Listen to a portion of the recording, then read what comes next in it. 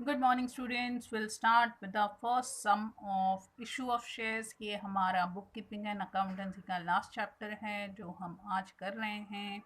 अब इसका जो पहला सम लिया है मैंने अनसॉल्व सम ही लिया है। I have not taken any solve sum from your text book.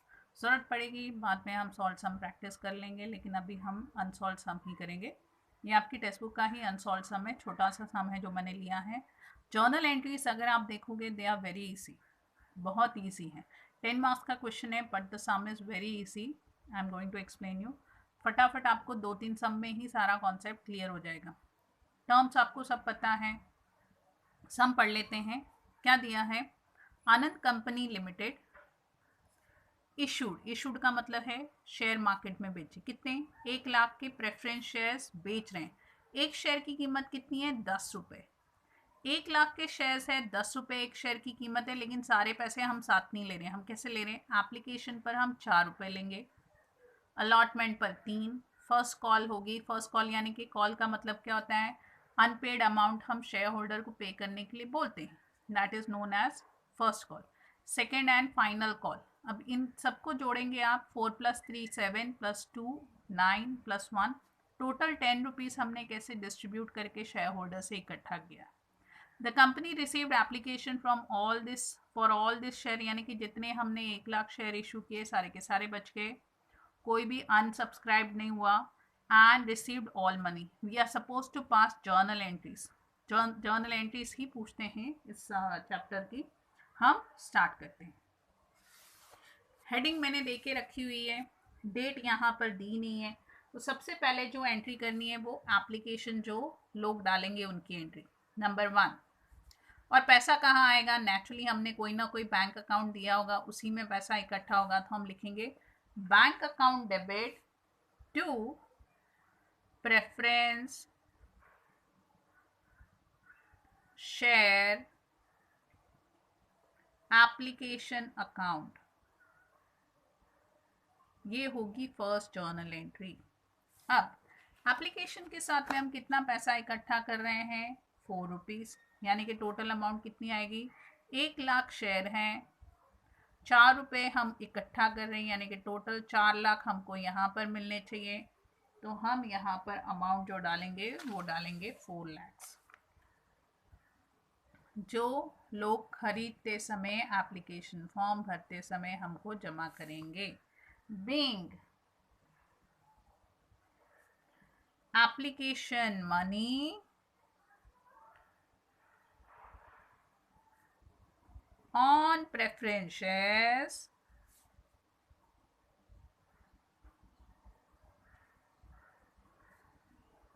received। और मोस्टली आपके हर एक सम में पहली एंट्री ऐसी ही होगी, सेकेंड। इसके बाद में हम जो ये पैसा है वो कैपिटल अकाउंट में ट्रांसफ़र करेंगे। तो हम एंट्री क्या लिखेंगे? ये जो प्रेफरेंस शेयर एप्लीकेशन हमने क्रेडिट किया है वो जाएगा डेबिट साइड में। Preference share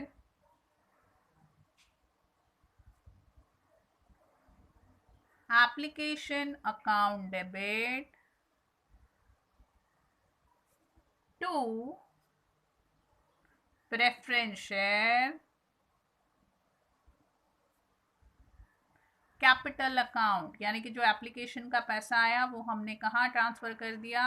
capital share capital account में ट्रांसफ़र किया। अमाउंट सेम रहेगा, 4 lakh. Narration being application money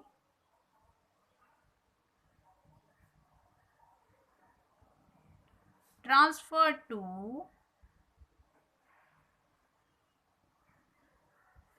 share capital account।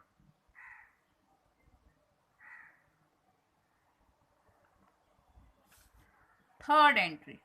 अब थर्ड एंट्री किसकी करनी है? एप्लीकेशन की। हम एप्लीकेशन आ गए, हमने शेयर कैपिटल अकाउंट में ट्रांसफ़र कर दिया। अब हम अलॉटमेंट का पैसा मांग रहे हैं, उनको शेयर्स अलॉट कर रहे हैं, उसके साथ में हम उनको अलॉटमेंट मनी भी भरने के लिए बोल रहे हैं। अलॉटमेंट का मतलब है एक्चुअली शेयर होल्डर को शेयर्स देना, उनके हाथ में देना, that is known as allotment. और अब जब हम उनके हाथ में शेयर्स एक्चुअली देंगे तो उसके साथ में कितना पैसा देना है उनको, 3 रुपये। ये कितना अमाउंट होता है ये फाइंड आउट कर लेते हैं। 1 lakh into 3, you will get 3 lakh rupees as allotment money। तो पहले हम मांग रहे हैं तो हम लिखेंगे, अब हम लिखेंगे preference share allotment account debit to preference share capital account। अब हमने सिर्फ मांगा है, मिला नहीं है। कितना अलॉटमेंट के साथ में मिलना है, 3 लाख रुपए। Being allotment money on preference shares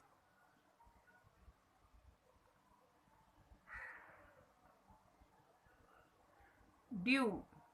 अब सिर्फ ड्यू है, मिला नहीं। जब मिलेगा तो शेयर होल्डर कहाँ पर डालेगा, he will put that amount, he will deposit that amount in the bank. तो हम लिखेंगे बैंक अकाउंट डेबिट। अब ये पैसा किसके लिए मिल गया है हमको, प्रेफरेंस शेयर अलॉटमेंट के लिए। कितना, 3 लाख रुपए। Being allotment money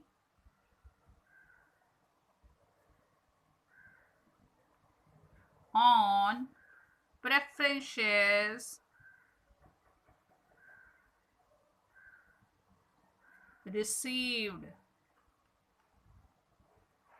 ओके, अगला पैसा हम किसके लिए मांग रहे हैं, अगला पैसा जो हम मांग रहे हैं as a first call. Call का मतलब है अब 4 और 3 7 रुपए मिल गए, बाकी बचे हुए 3 रुपए में से 2 रुपए हम फर्स्ट कॉल करके मांग रहे हैं। इसका अमाउंट कितना आएगा, 2 लाख रुपए। चलिए इसके लिए अकाउंटिंग कर लेते हैं, सेम आएगी जैसे ही हमने यहाँ लिखा ना, प्रेफरेंस शेयर अलॉटमेंट, वहाँ लिखेंगे preference share first call account debit to preference share capital account, bank account debit to preference share first call account.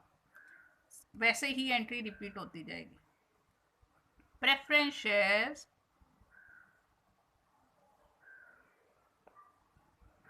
First call account debit to preference share capital account.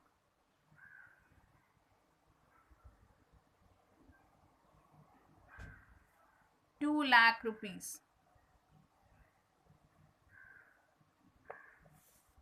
Being first call money on preference share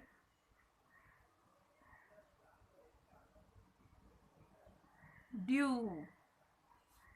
जब वो पे करेंगे तो हमें entry लिखनी है, पैसा कहाँ आएगा, बैंक अकाउंट में। बैंक अकाउंट डेबिट होगा क्योंकि बैंक रिसीवर है। किस तौर पर ये पैसे मिले हैं, to preference share first call के नाम पर ये पैसे हमें जो हैं वो मिले हैं। कितने हैं, 2 लाख रुपए। जर्नल एंट्री अगर देखोगे तो बहुत इजी है, बिना दिमाग वाली जर्नल एंट्री है। Being first call money on preference shares received। अब आगे जो फाइनल 1 रुपया बच रहा था वो हम सेकेंड और फाइनल कॉल के तौर पर मांग रहे हैं। तो यहाँ आएगा 1 लाख इंटू 1, यानी कि 1 लाख रुपए लास्ट के भी हम अब ले लेंगे। इसकी जर्नल एंट्री कर लेते हैं same way. 7th one, preference share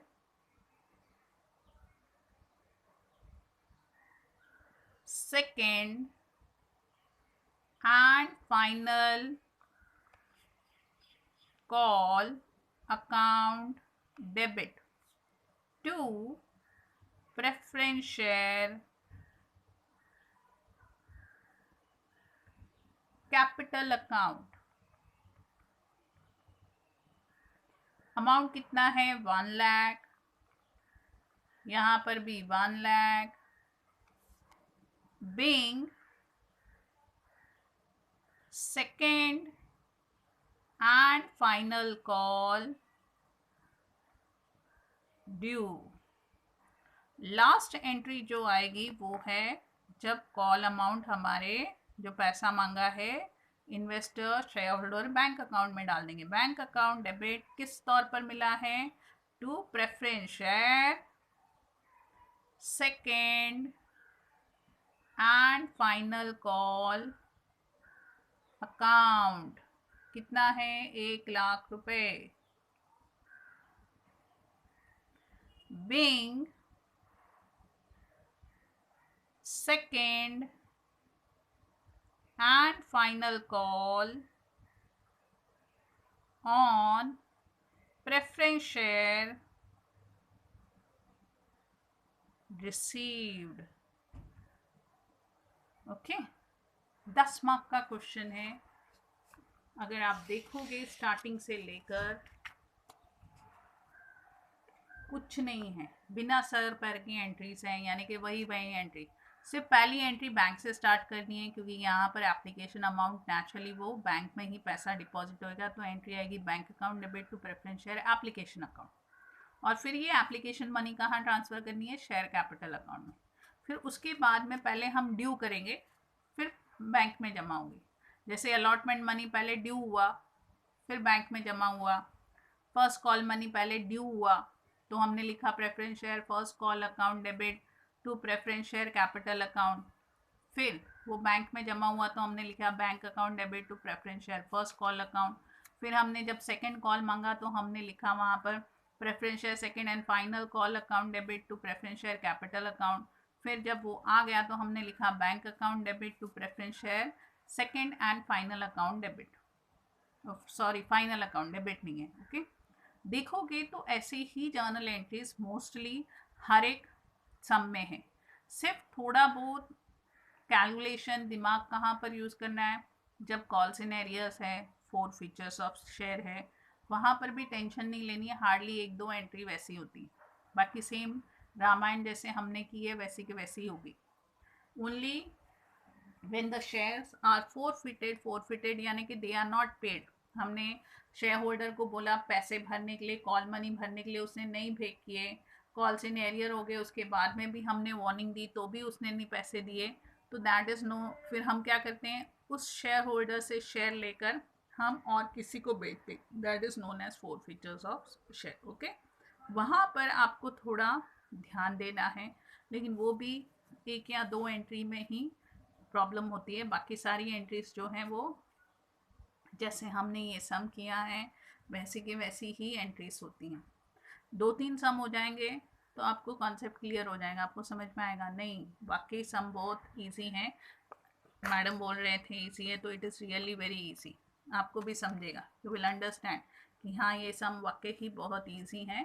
you will come to know सब सम्स जितने भी मैं अपलोड करूँगी या आप टेक्स्ट बुक उठाकर भी देखोगे तो तकरीबन सारे सम सेम हैं।